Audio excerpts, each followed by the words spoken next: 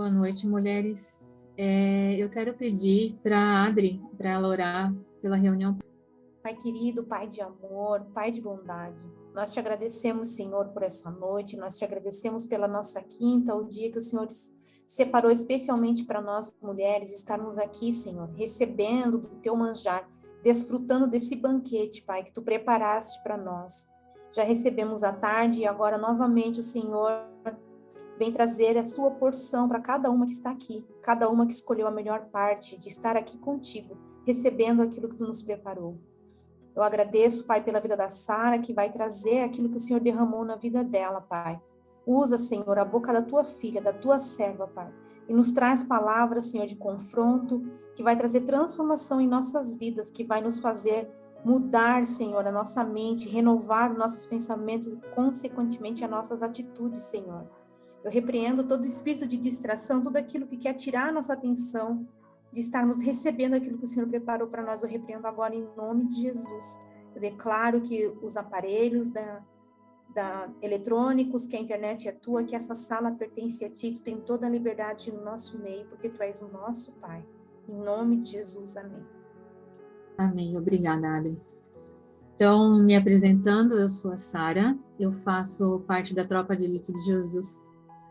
Eu estou junto com a Suzana e com a Dani no Ministério Efatá, que é o Ministério de Ensino, que tem todas as terças-feiras agora, né?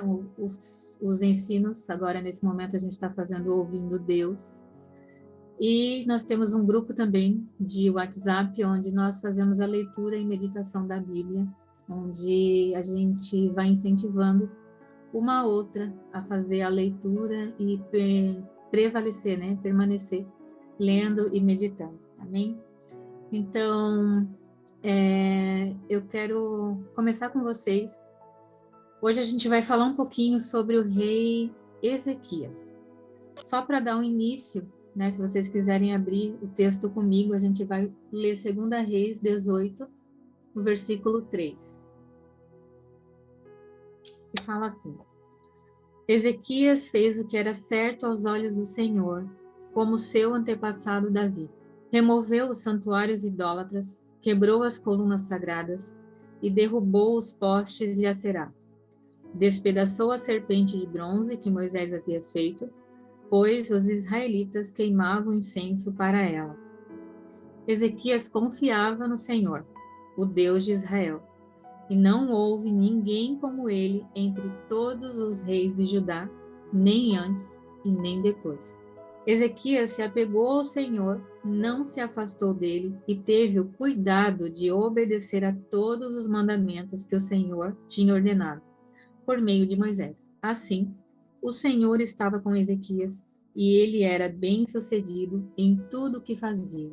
Então, hoje de tarde a pastora falou conosco sobre altares, e hoje à noite o Senhor está falando de novo, mais um pouquinho sobre isso. Amém?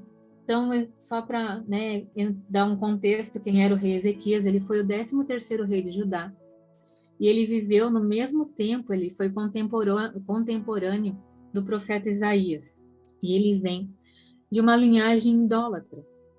Seu pai, Acaz, ele foi um rei que seguiu as mesmas práticas idólatras das nações que o Senhor tinha expulsado de diante deles, chegando a sacrificar o seu filho, que foi irmão de Ezequias, no fogo. Assim, então, desde Salomão, vinham sendo praticadas essas coisas em Israel. E alguns até fizeram coisas boas, mas eles não destruíram todos os altares, os altos, né? E por isso eles continuavam a adorar, o povo continuava a adorar outros deuses nesses lugares, misturando as coisas. Eu separei um texto para ler com vocês que diz assim, Mateus 12:25, fala assim: quando Jesus expulsa um demônio de um cego e mudo, de um cego e mudo, isso mesmo. E daí os fariseus começaram a contestar ele falou assim: todo reino dividido internamente está condenado à ruína. Uma cidade ou família dividida contra si mesma se desintegrará. Então foi isso né? Era isso que vinha acontecendo nessas nações.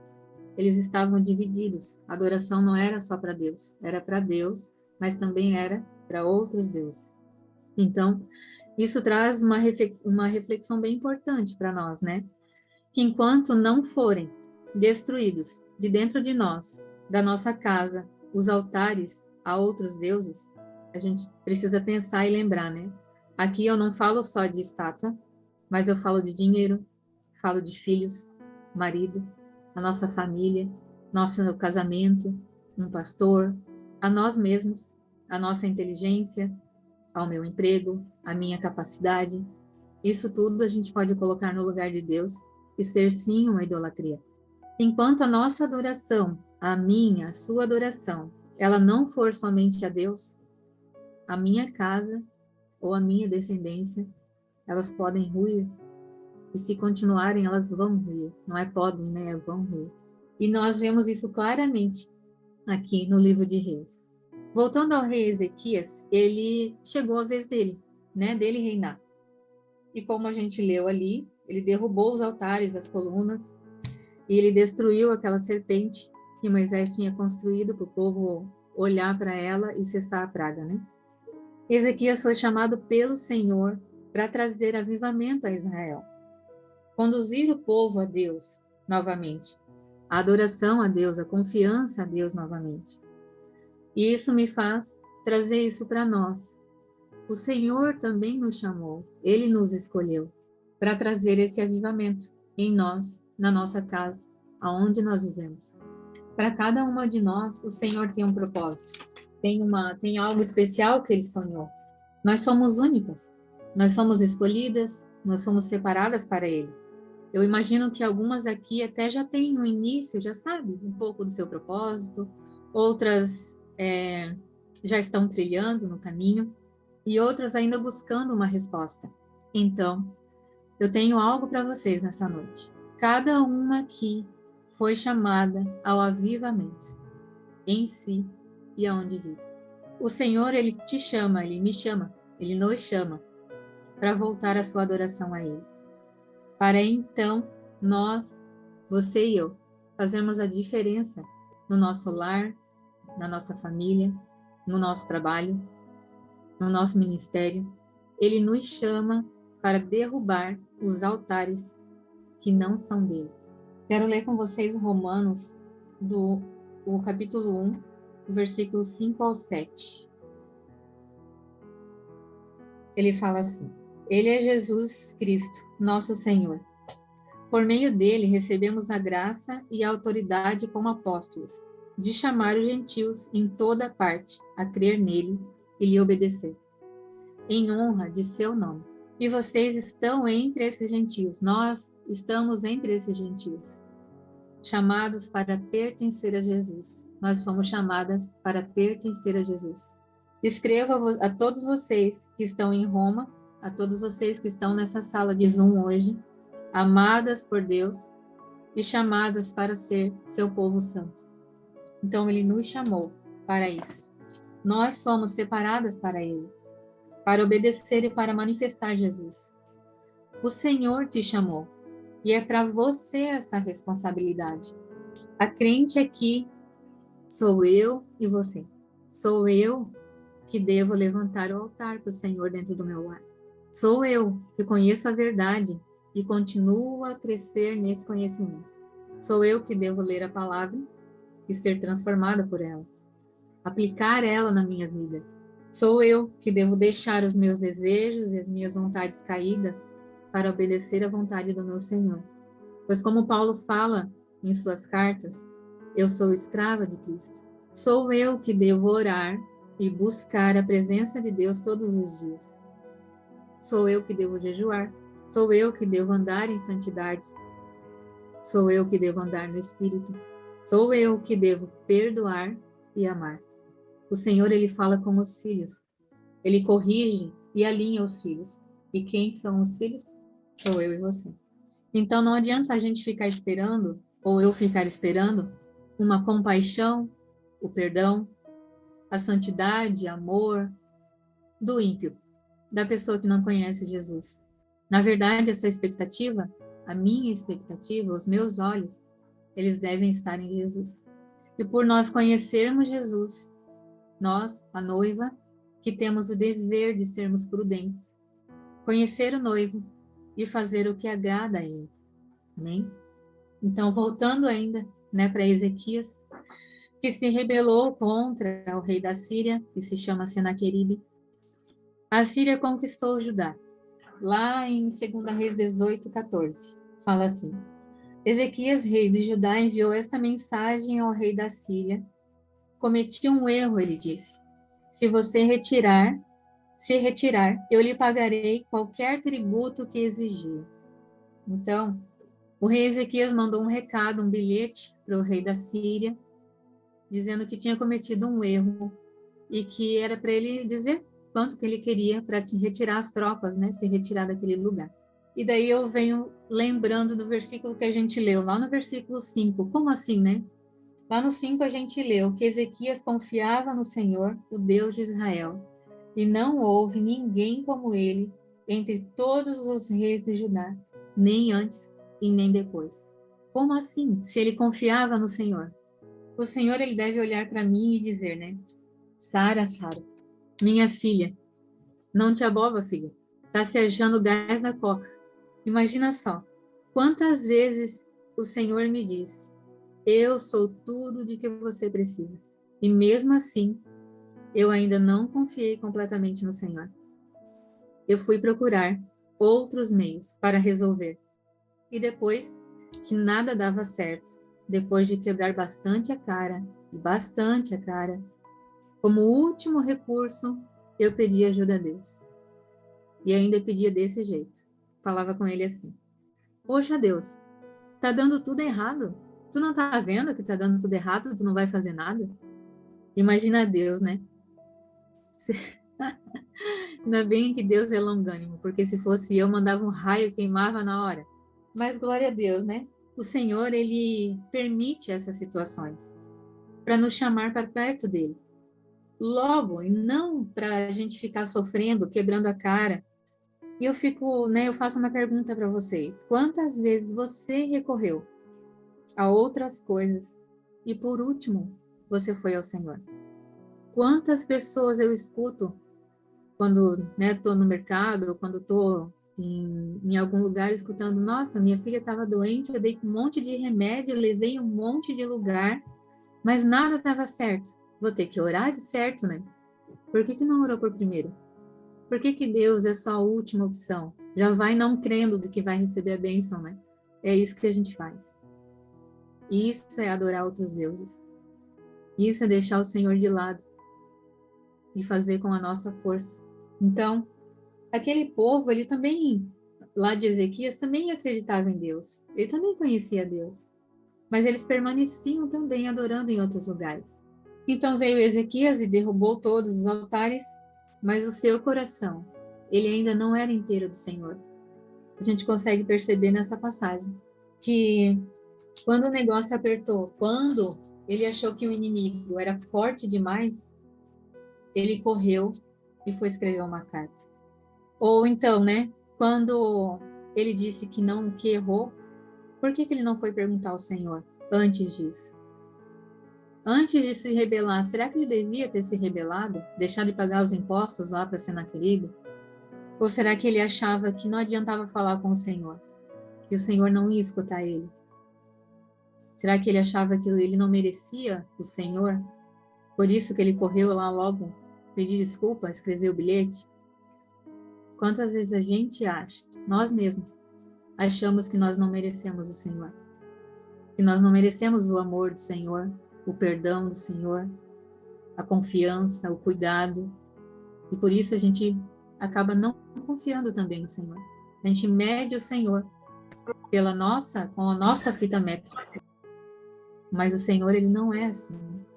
Não importa como nós somos, o Senhor, ele é. Amém?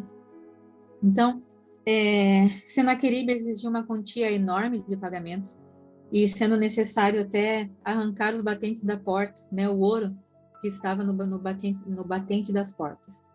E Ezequias arrancou, Ezequias pagou. Porém, o rei da Síria, ele não estava contente, porque não é bem assim, né? Ele fala mais para frente ali, ele fala que, como assim, só palavras não vai remediar a tua afronta a mim. E a história conta que Senaqueribe registrou em seus autos que ele conquistou a Fenícia, Judá e o Egito. Ele declara ter conquistado 46 cidades fortificadas de Ezequias, e inúmeras aldeias. Ele levou cativo 200.000 pessoas, e ele declara que ele fez Ezequias um prisioneiro em Jerusalém, como um pássaro numa gaiola. Isso está na história. E Senaqueribe, então, mas ele não diz que ele conquistou Jerusalém. Senaqueribe, ele coloca a prova a Deus. Ele fala e tira sarro do exército de Deus. Coagindo, ele coage os habitantes a se rebelar contra o rei Ezequias. E daí eu lembro de Davi, né? Davi se remexendo no túmulo, pegar o Ezequias, o neto, sei lá quantos netos, neto, pegar pelas orelhas, né? E bater com a cara. Como é que tu deixa esse homem falar do meu povo, falar de mim, né? Mas não é Davi, é Ezequias. Então Ezequias decidiu procurar o Senhor, e por meio do profeta Isaías, o rei recebeu a resposta e o encorajamento de que ele precisava. Essa resposta está lá em 2 Reis. O capítulo é o 19, o 6 e o 7, que diz assim: não se assuste com os insultos que os mensageiros do rei da Síria lançaram contra mim. Ouça, eu mesmo agirei contra o rei da Síria, e ele receberá notícias que os farão voltar para sua terra. Ali eu providenciarei que ele seja morto à espada. E ainda Senaqueribe responde no 10 e 11, que fala assim: não deixe que seu Deus, em quem você confia, o engane com promessas de que Jerusalém não será conquistada pelo rei da Síria. Você sabe muito bem que os reis da Síria fizeram por onde passaram. Destruíram completamente todos que atravessaram o seu caminho. Quem é você para escapar? Então ele confronta, né? Senaqueribe confronta a resposta do Senhor, causando medo e dúvida. Veja, o inimigo, ele sempre quer roubar, matar e destruir. Ele vai usar os nossos medos contra nós mesmos. Então, quando a palavra do Senhor fala, lá Salmos 55, 22 fala, deixa eu ver se eu encontro aqui. Entregue suas aflições ao Senhor e Ele cuidará de você. Jamais permitirá que o justo tropece e caia. Então, quando a palavra do Senhor fala isso, é para nós realmente lançarmos sobre Ele todos os nossos medos, todas as nossas aflições, todas as nossas angústias. O inimigo, ele vai te ameaçar e querer te enfraquecer por todos os lados. Isso é a especialidade dele. Porém, faça como Ezequias fez nessa situação. Ele colocou o seu problema aos pés do Senhor e orou. Eu quero ler para vocês essa oração dele, que eu achei essa oração muito, muito boa. Eu acho que toda oração é, né? Mas eu quero ler para vocês essa. Então, depois que Ezequias recebeu a carta dos mensageiros e a leu, subiu ao templo do Senhor e a estendeu diante do Senhor. Então Ezequias fez esta oração na presença do Senhor. Ó Senhor, o Deus de Israel, que estás entronizado entre os querubins, só tu és Deus de todos os reinos da terra. Sim, tu criaste os céus e a terra, aqui reconhecendo quem o Senhor é. Inclina teus ouvidos, ó Senhor, ouve. Abre teus olhos, ó Senhor, e vê.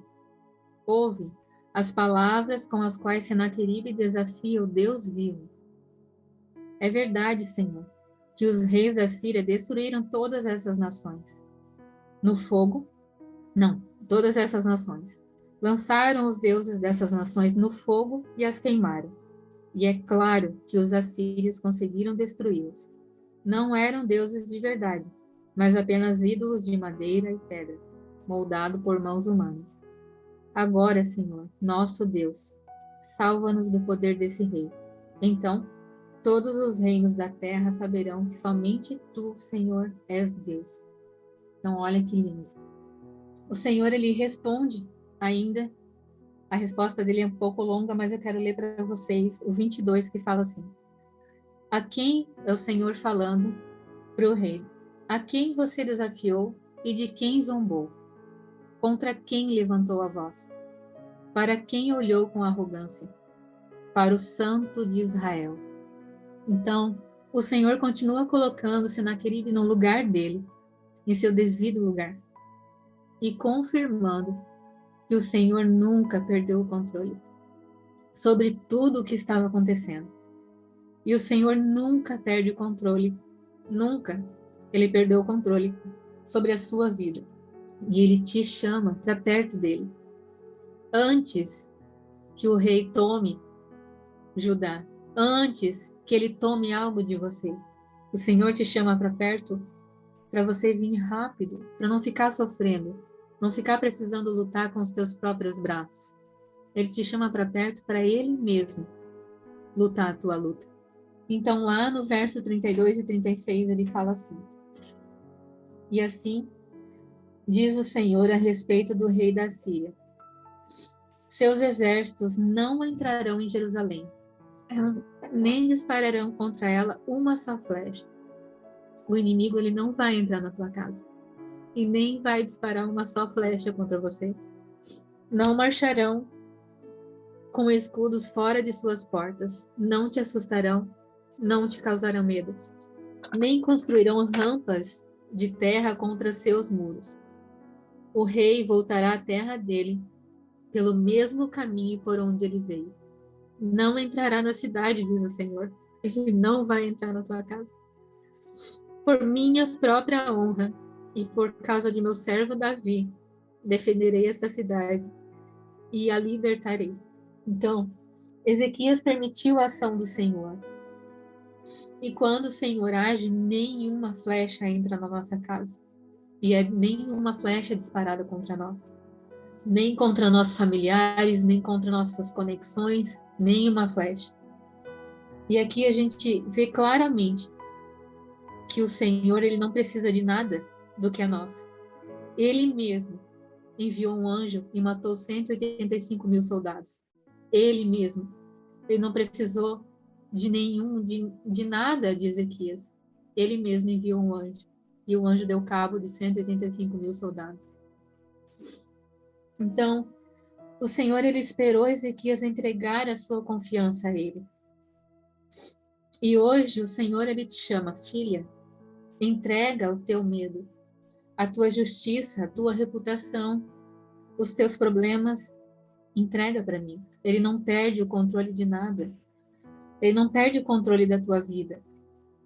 Ele fala para ti: confia em mim, busca as minhas coisas e o restante eu cuido para ti. Amém? Eu quero ler o Salmo 91 com vocês. Nesse contexto de que nós entregamos completamente a nossa vida, a nossa confiança ao Senhor. E ele fala assim: aquele que habita no abrigo do Altíssimo encontrará descanso à sombra do Todo-Poderoso. Então, todas nós aqui habitamos no abrigo do Altíssimo e nós encontramos descanso à sombra do Todo-Poderoso. Isso nós declaramos a respeito do Senhor. Ele é o nosso refúgio, é o nosso lugar seguro. Ele é o meu Deus e nele eu confio, pois ele me livra das armadilhas da vida e me protege das doenças mortais.